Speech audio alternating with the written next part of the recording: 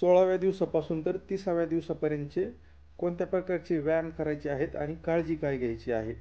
तर पहिल्या पार्टमधले जे व्यायाम सांगितलेले आहेत तर ते सेकंड पार्टमध्ये म्हणजेच 16व्या दिवसापासून आपल्याला ते सुद्धा व्यायाम थोड्या थोड्या प्रमाणात म्हणजे एक एक सेट आपल्याला ते कंटिन्युअस 30 दिवसापर्यंत चालू ठेवायचं आहे. आणि सोबतच या सेकंड पार्टचे सुद्धा व्यायाम आपल्याला एक 2 ते 3 वेळेस दिवसातून चालू ठेवायचे आहेत. तर यामध्ये आपल्याला काळजी काय घ्यायची आहे, तर पायाचा जो स्टिफनेस आहे तो जर कमी झालेला नसेल तर आपल्याला पाय अजून पण 30 दिवस आपल्याला झोपल्या झोपल्या किंवा बसून पाय वाकवत राहायचा आहे, पहिल्या पार्टमध्ये सांगितल्याप्रमाणे. दुसरं, सूज जर असेल तर त्या ठिकाणी आपल्याला दिवसातून एक कमीत कमी 3 वेळेस 10 मिनटं एक आपल्याला तिथं आयसिंग करायची म्हणजे बर्फ लावायचा आहे दिवसातून 3 वेळेस. त्यानंतर काय करायचं आहे, वॉकर किंवा कोणाचा तरी सपोर्ट किंवा एखाद्याची हेल्प घेऊन तुम्ही दिवसातून घरातल्या घरात 4 किंवा 5 चकरा मारायच्या आहेत. एखाद्या किंवा 2 पायऱ्या तुम्ही चढू पण शकता. जर पायात चांगली स्ट्रेंथ असेल तर तुम्ही 1-2 पायऱ्या आरामात चढू शकता. त्यानंतर काय करायचं आहे, तर 45 ते 60 मिनटं पेक्षा जास्त आपल्याला खुर्चीवर किंवा बेडवर पाय सोडून बसायचं नाही, जेणे काय होईल, तुमच्या गुडघ्यात दुखायला चालू होईल. त्यामुळे आपल्याला जास्त प्रमाणात बसायचं नाही आहे. आणि सगळ्यात लास्ट म्हणजे एक दिवसातून आपल्याला 2 ते 3 वेळेस आणि कमीत कमी प्रत्येक व्यायामाचे 2 ते 3 सेट करायचे आहेत. आणि हे कंटिन्युअसमध्ये आपल्याला एक 30 दिवसापर्यंत चालू ठेवायचे आहेत. तर या सर्व गोष्टी आपल्याला नेहमी करायच्या आहेत. मग 30 दिवसानंतर आपल्याला थोडं रेजिस्टन्स ट्रेनिंग चालू करायचं आहे, म्हणजे गुडघ्याची याच्यापेक्षा जास्त ताकद कशी वाढवता येईल हे आपण पुढच्या पार्टमध्ये बघू.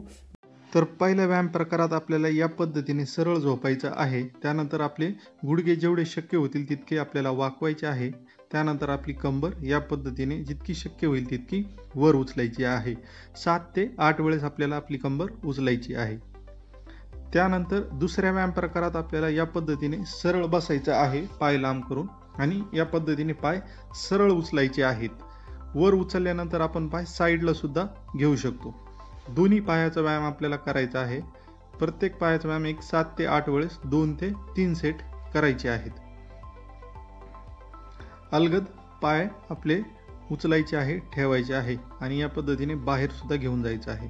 त्यानंतर आपण हा व्यायाम बसून किंवा झोपून सुद्धा करू शकतो, जेणे की आपला जर पाय जाम असेल तर आपल्या हाताच्या सहाय्याने आपण त्याला या पद्धतीने जवळ ओढायचं आहे.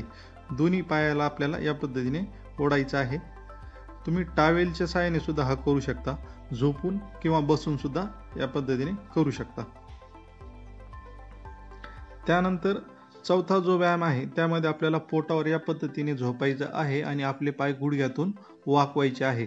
जर गुडघ्याच्या खाली तुम्हाला काही त्रास जाणवत असेल तर तुम्ही त्याखाली टावेल किंवा एखादी उशी सुद्धा घेऊ शकता. या पद्धतीने पोटावर झोपायचं आहे आणि या अशा पद्धतीने आपल्याला टावेल किंवा उशी वगैरे घेता येईल.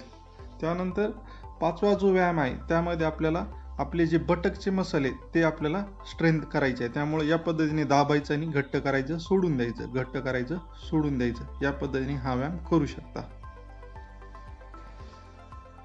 त्यानंतर 6वा जो व्यायाम आहे त्यामध्ये आपल्याला बेडवर किंवा चेअरवर बसून या पद्धतीने उठायचं आहे आणि बसायचं आहे. जर खूप जास्त खाली होत असेल बसायला तर तुम्ही उशी वगैरे घेऊ शकता. एक 7 ते 8 वेळेस हा सुद्धा व्यायाम आपल्याला करायचा आहे. त्यानंतर शेवटच्या टप्प्यामध्ये आपल्याला भिंतीच्या सहाय्याला या पद्धतीने उभं राहायचंय. पाय पुढे, मागे आणि साईडला सुद्धा घेऊन जायचं आहे. यामध्ये पुढे तुम्ही 4 ते 5 वेळेस, साईडला 4 ते 5 वेळेस आणि मागे सुद्धा 4 ते 5 वेळेस घेऊन जाऊ शकता. आणि सगळ्यात शेवटी या पद्धतीने आपल्याला आपल्या टाचा उचलायच्या आहेत.